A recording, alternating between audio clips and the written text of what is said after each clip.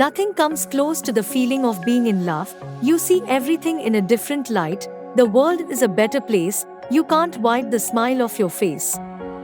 The list is endless. It may surprise you to know that there are scientific reasons behind why your body reacts the way it does to being in love. Think of the last time you ran into someone you find attractive. You may have stammered, your palms may have sweated, you may have said something incredibly asinine and tripped spectacularly while trying to saunter away. Or is that just me? And chances are, your heart was thudding in your chest. It's no surprise that, for centuries, people thought love, and most other emotions, for that matter, arose from the heart. As it turns out, love is all about the brain, which, in turn, makes the rest of your body go haywire.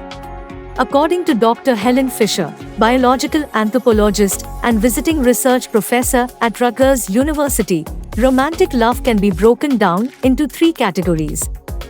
Each category can be characterized by its own set of hormones, stemming from the hypothalamus section in the brain, which is a section that controls many vital functions such as emotion. The 3 categories are 1. Lust, 2. Attraction, and 3. Attachment. Keep in mind that romance isn't so black and white, and there are gray areas where each category overlaps. 1. Lust. Of the 3 chemical reactions listed, lust is by far the most physical. The 2 basic hormones responsible for lust are testosterone and estrogen. While these terms are generally linked to their assigned sexes, the truth is, both hormones are located within men and women. However, testosterone is more powerful when it comes to lust. The testosterone and estrogen-driven emotion derives from our need as a species to reproduce and pass on our genes to the next generation.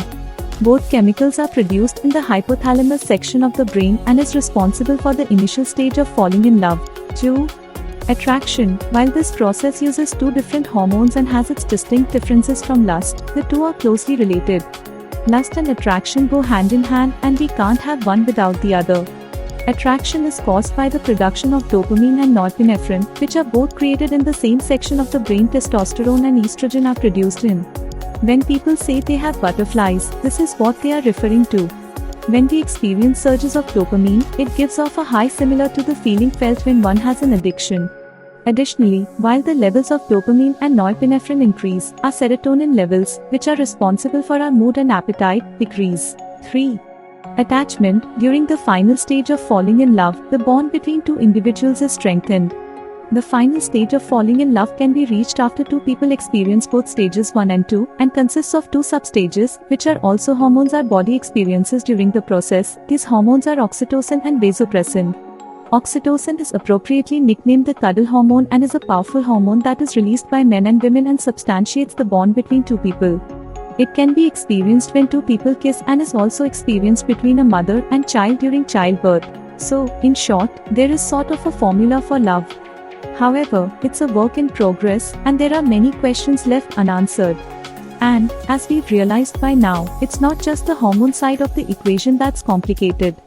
Love can be both the best and worst thing for you. It can be the thing that gets us up in the morning, or what makes us never want to wake up again. I'm not sure I could define love for you if I kept you here for another 10,000 pages. In the end, everyone is capable of defining love for themselves.